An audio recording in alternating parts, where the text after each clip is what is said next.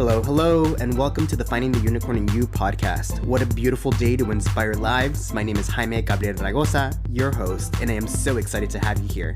Let's get ready to meet some fantastic unicorns and learn how to unleash the inner unicorn in you. Let's get started. Hello, everyone, and welcome to another episode of Finding the Unicorn in You. Today, I have a wonderful individual who is an award-winning vocalist who has made a memorable appearance at Carnegie Hall, Berlin Theater, and the Jazz at Lincoln Center. She released her third album, Now That I Have Everything, which is now available on all major streaming platforms. I'm excited to have her on today. So without further ado, I have Celia Berk. Hi there. It's a pleasure to be here and to talk to you. Likewise. So why don't you tell us a little bit about your career path and what got you here? Yeah, I started out to be in the theater and I got a degree. I got a BFA in theater. And as soon as I graduated, and I graduated early because I had to come in and get started, a couple of years into it, I went, I don't think I'm cut out for this life of constantly looking for a job and the uncertainty. And I'm somebody who craves security and patterns and rhythms. So I thought I gave it up and went off and had a 30-year corporate career and developed side interests and said, that's it.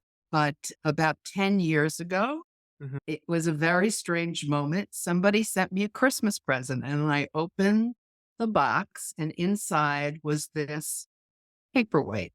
Oh. And the paperweight said, what would you attempt to do if you knew you could not fail? And I looked at it and I instantly said, I would sing. And then I thought, that's interesting. Why didn't you say I would act? I would go back into the theater.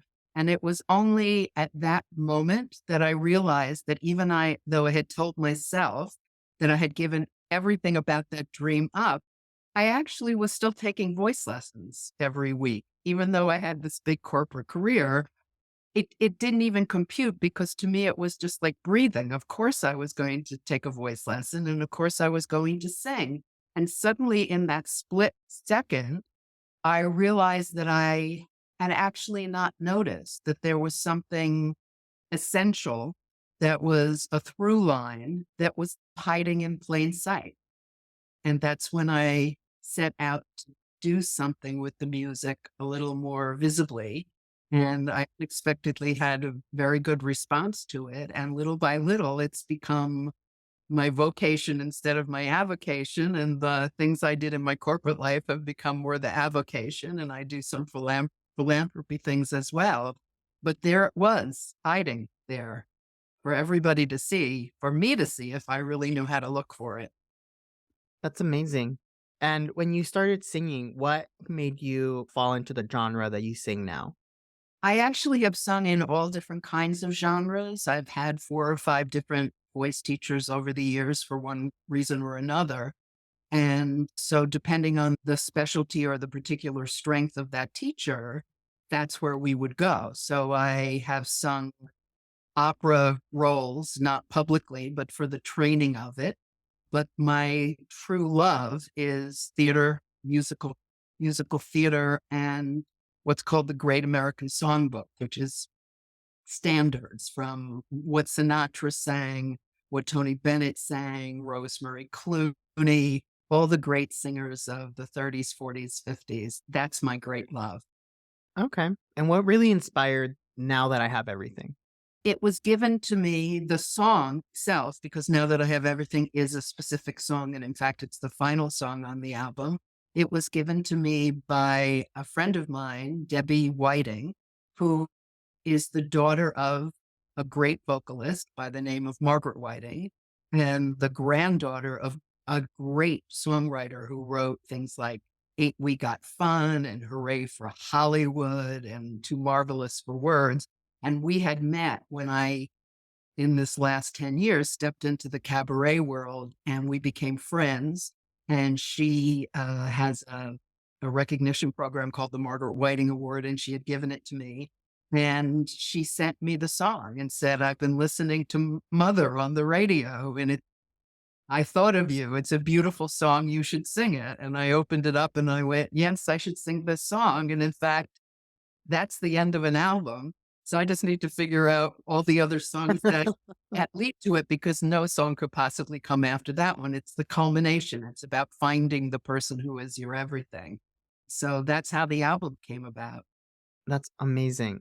So you started taking vocal lessons and you said, I'm going to pivot my career into singing. So how was that transition from leaving your corporate job to saying, I'm just going to go for my dreams?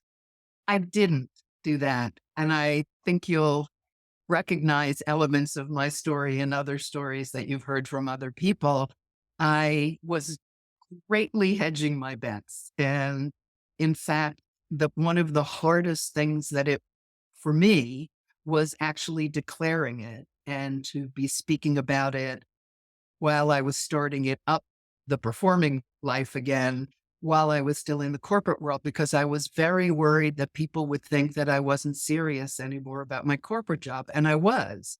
And it was funding the music, but I really was and continue to be serious about that part of my professional life. And it was really one of the hardest things to take that part of my life and this part of my life and put them together, because they didn't make sense together. I couldn't find anybody whose story looked like mine, which makes me a unicorn, right? It's like I'm not like anybody else.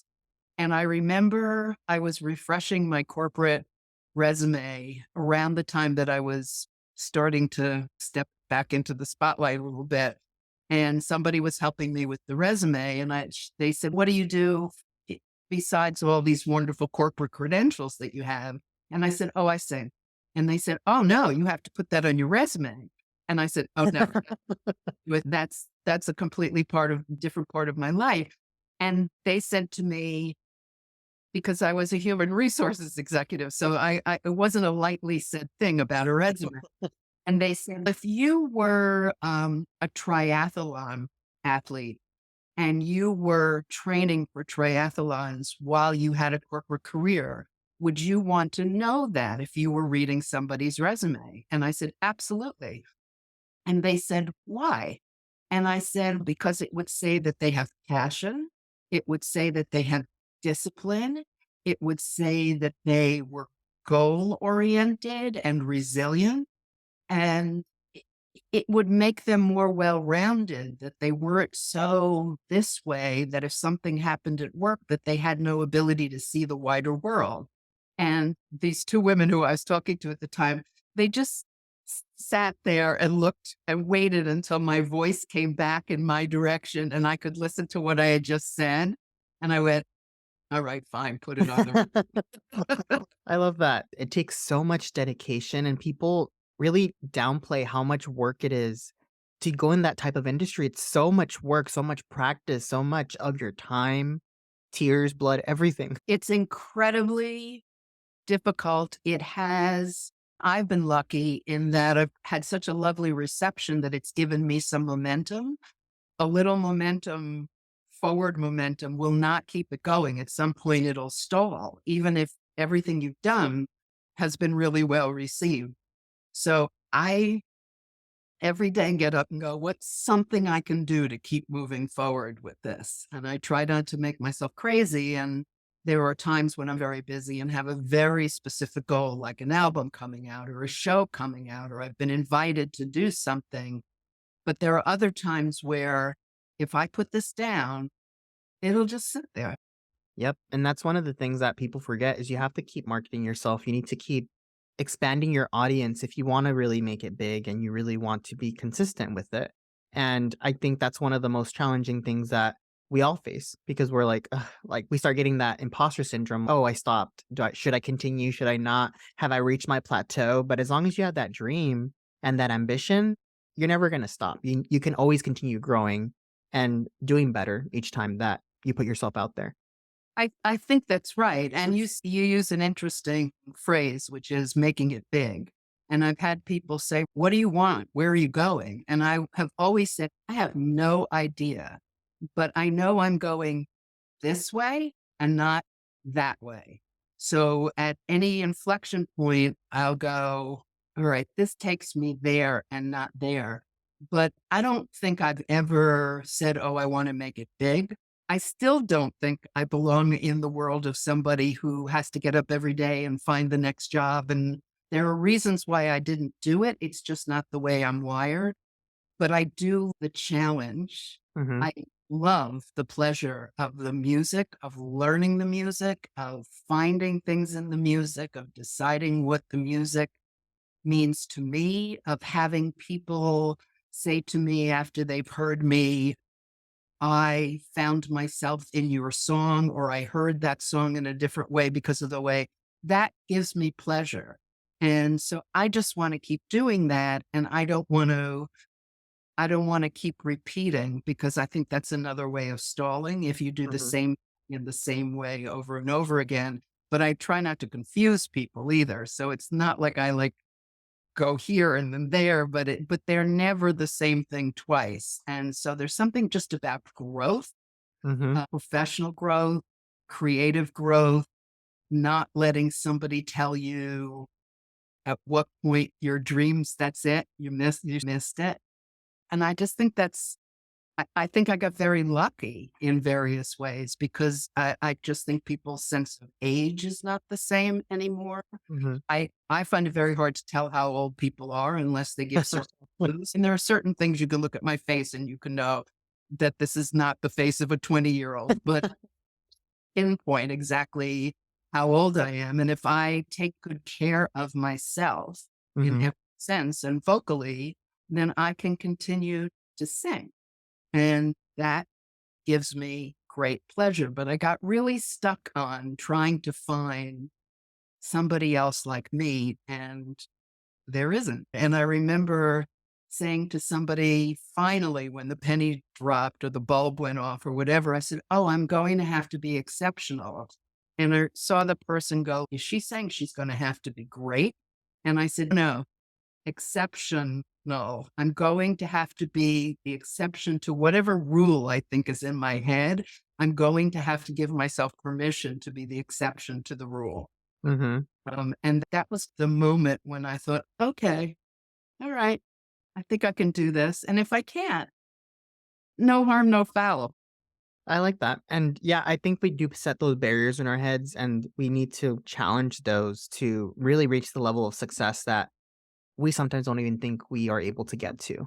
So, right now, if you get to pick one place in the world that you're like, this, I would love to perform at that place, where would it be? I've started in Manhattan, which is not the easiest place to start. I would like to sing in London.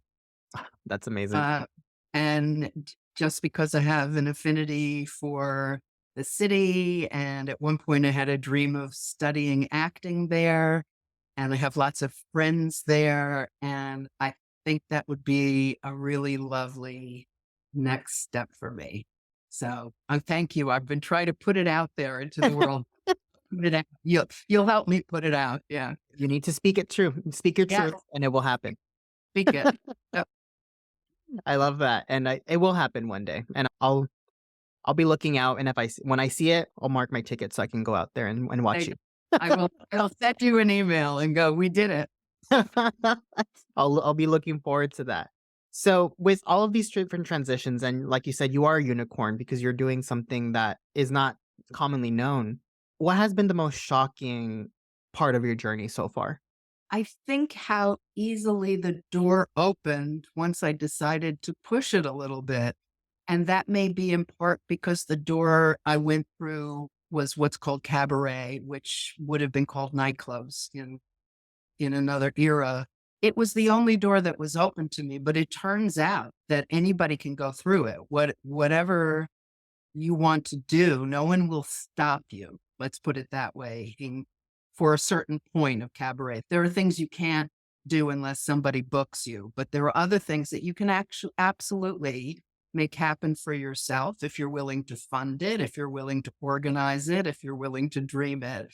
And I hadn't understood that would be a door that would just open. And then what happened once I went through it was on me. I think it was a thing that was meant to be, especially when you don't see a lot of resistance and it just happens. You're like, this was my path. This is the path that I had to take.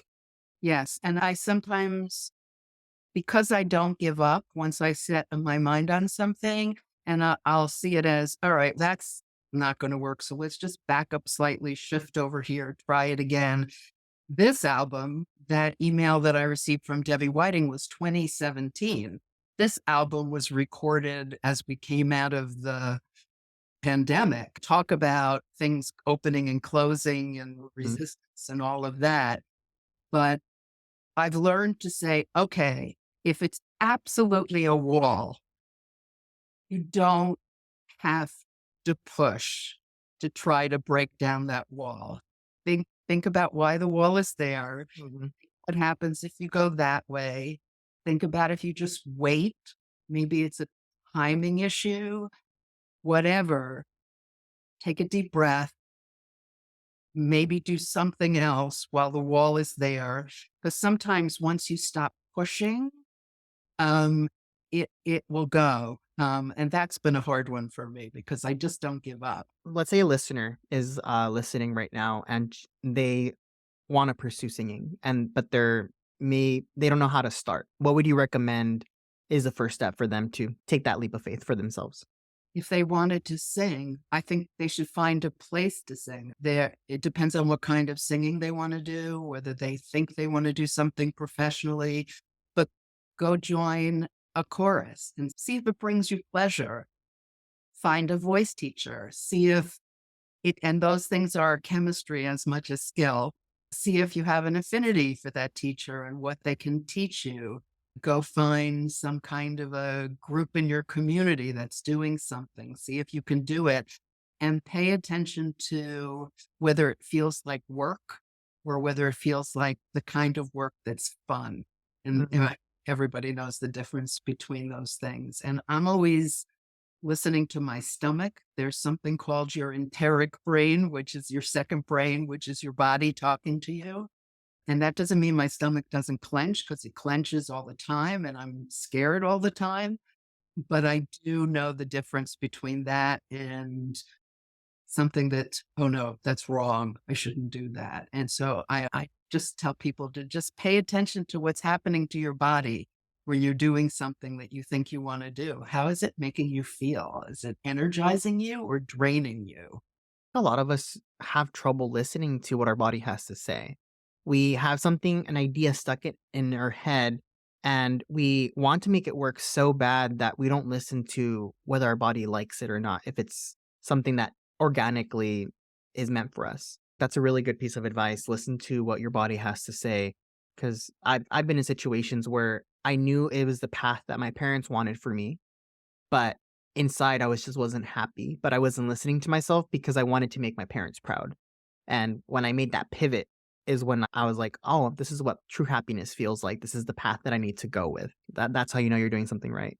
We give ourselves clues, like little breadcrumbs, but then we don't pay attention to them. Opera of a clue that I was going to a voice lesson every week, and it didn't compute to me because it was so much like breathing to me.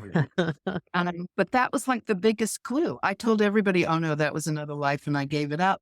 But anybody who worked with me all those years could say, "Oh yeah, I used to see like an opera score sticking out of a briefcase or something like that." It was hiding in plain sight, and I couldn't see it until that little moment when I looked at that question about what would you do if you knew you couldn't fail? And it's true. It's like those little things that you just have to really sit back and look at everything and like what little breadcrumbs did you leave yourself and really put the pieces together. Exactly. Exactly. And I always tell people, you're the only person who has to get up in the morning and live your life. Mhm. Everybody else has an opinion and a hope for you and a wish for you, but you're the only one who has to open their eyes and go through that 24 hours. So everybody else, it's an opinion. Exactly. Live your life and don't let others people's insecurities or their fears overwhelm your life. Or their genuine wish for you that Mhm. and it could be sign I don't know anything about your circumstances, but many people, their parents want them to have something that maybe they didn't have. Exactly. The only way they could imagine it was by describing it like this. Mhm. But it's going to be like that. And in the end, they see that it brings you happiness and that you can survive. Then usually they'll eventually come around.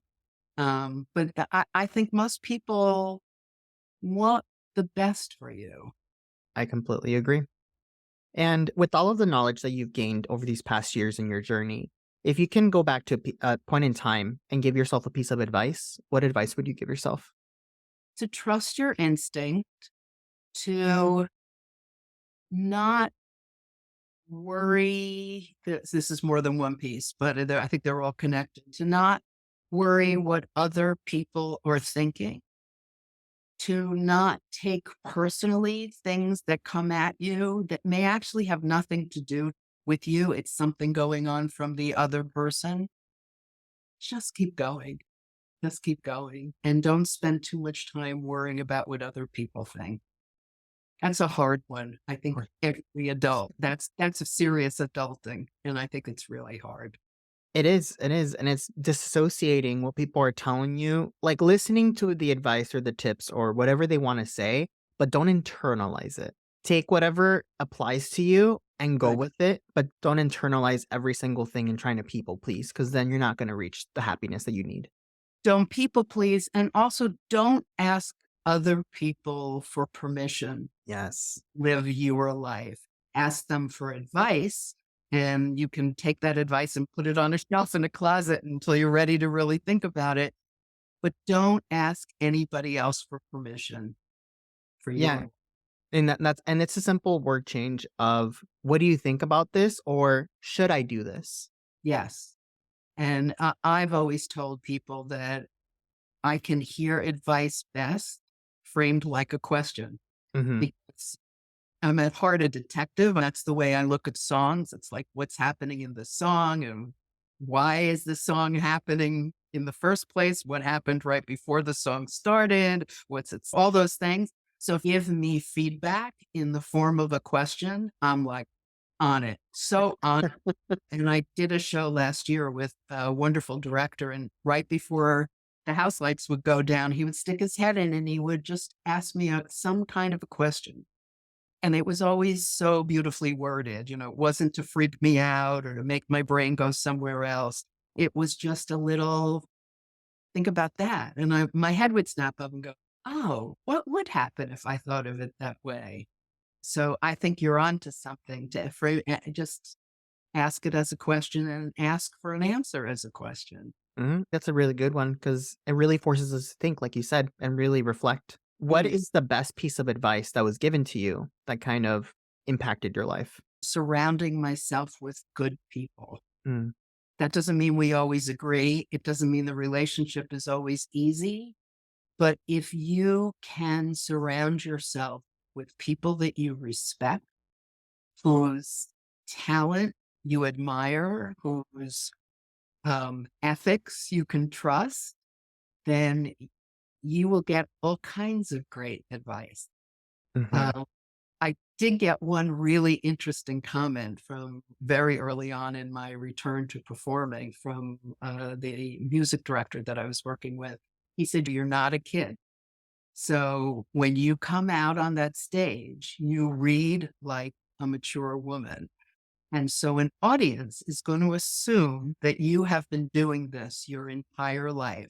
You don't get a pass to come out and fumfer around like a kid where they go, wow, she's got great raw talent. I can't wait how over the next 30 years she hones it and decide. He said, you're going to come out there and they're going to judge you through the lens of the people that they know that are your peers age wise. And they're going to assume you're operating at the same level.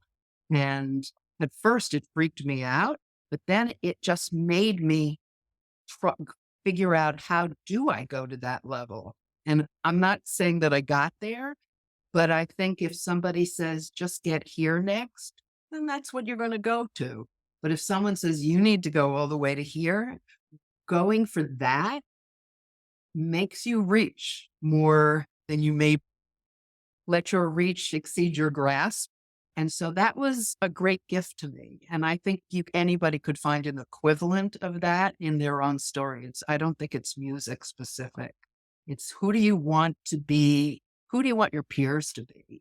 Really, what he was saying. And what is it that you have to do to be able to be considered your peers? It's a very eye-opening perspective that he gave you. I'm just even seeing how it could be applied in my life. But everywhere that you go, people are seeing you in the lenses of what they expect based on what they know of other people around your age and things like that. It's not like you're a brand new professional going in right out of college. Like you said, you can't tell what we look like, how old we are based on unless you specifically say something. And it's very true. You just need to act the part, whether you're there or not. And if you don't know, then ask the right questions and get to the next level that you need to get to. I think that's a phenomenal piece of advice that you were given there. Yeah. I didn't know what to do with it for a while, but once I processed it, I thought, wow. And he was right. He was absolutely right. And I got to tell you, on days when someone I consider my peers or wish were my peers treat me like they're peer, oh my God, it's the best feeling. People Mhm. that admired your entire life, it's really something. And I guess the opposite would be, which is not advice somebody gave me, but just something that I do. I will go, all right, when I get to the end of life, what do I hope that people are going to say about me? What's the story of my life? Mm. And that also helps put into context the really bumpy parts and that there's more to the story still to come because you can get very sort of tunnel visioned at certain points. But even remember this terrible problem 5 years from now. You probably won't remember it 5 months from now, but today it's driving you absolutely crazy. And so I think if you could just pull back the aperture and go, all right, would you have predicted this? If you couldn't predict this, then what else can't you predict? Imagine thinking now about looking back and telling that story in your wildest dreams. What could your story be? Yeah, and so I don't know why this just came up to my head right now, my mind as you were saying that. Whenever we face a problem that we think it's grave and big right there, and we get so much anxiety over it is because we're doing something brave. And that's our body's way of saying, you're doing the right thing, you need to go forward and do it. I think that's exactly right. And I had a really interesting conversation a couple of days ago with a wonderful songwriter. She's 92 years old. And we were both talking about things that we're preparing for and that we're both nervous. And she's 92 years old. And she said, there's something wrong if you're not nervous. Mhm. And I know, but I can't believe what I go through every time. And she said, that's it. You go through it to get to where you're going. You can't go around it. You can't go underneath it. You can't fail to do it, but you're going through it to your ultimate destination. And I thought, thank you, because this is really, it's really hard. The nerves sometimes of what you're doing and your expectations for yourself. And you don't want to disappoint yourself and you don't want to disappoint other people.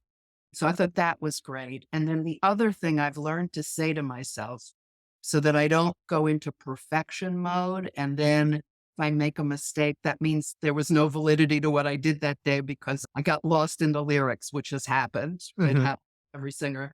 I now, when I come off the stage, I say to myself, is that the best you could do it today?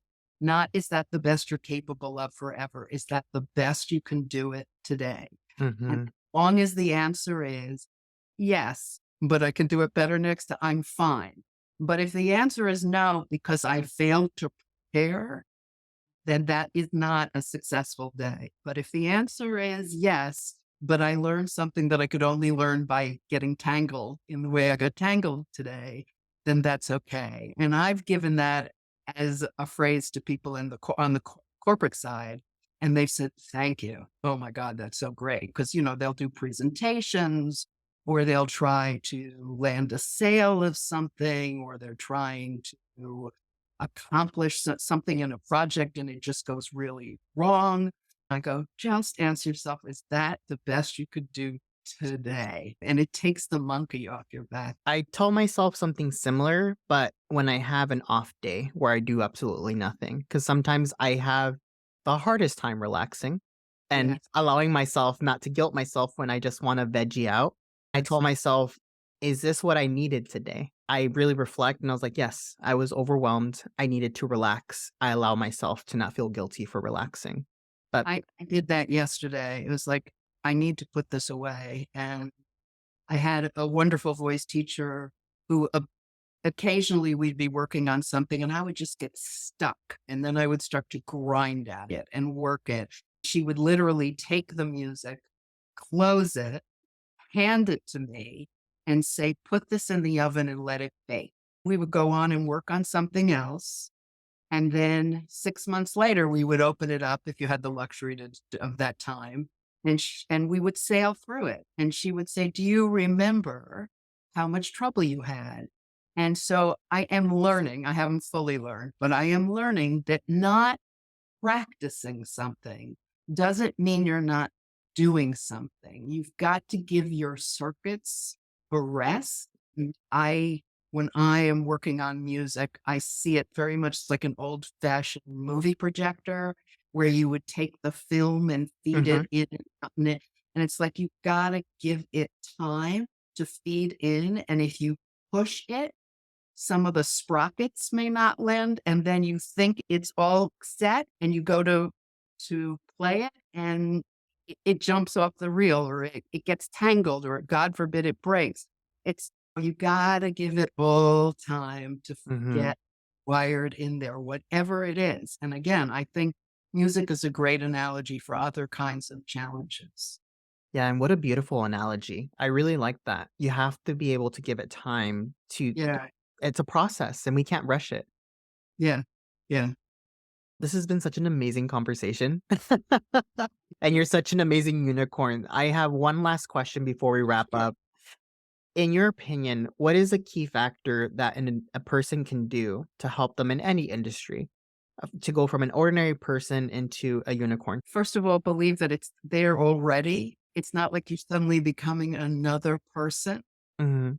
In my case, it was in there. I'm sure it was in there for you. Again, it's these little clues that we're sending out to ourselves and to other people. So you're not trying to become a completely different person. Mhm. Um, and then don't let anybody else define the parameters for you. Just don't. And then be Mhm. resilient and you don't have to know exactly where you're going. And you're never going to find anybody who looks exactly like you. So don't spend any time looking for them because you're a unicorn. They're not there.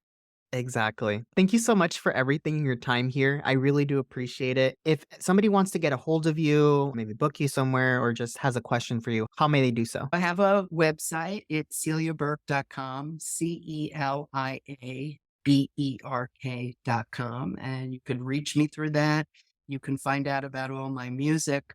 I'm on social media, Facebook, Instagram, Twitter, YouTube. All of them are called Celia Berk Music. So it's hard to miss me. Perfect. And I'll put all of the links in the show notes. And for the listeners, if you like this type of content, make sure to leave a 5-star review. And episodes come out every Friday at 7 a.m. Thank you once again, Celia. I really appreciate your time. Great pleasure. Enjoyed it. Thank you. Thank you so much. And until next time. Thanks again for listening to Finding the Unicorn in You.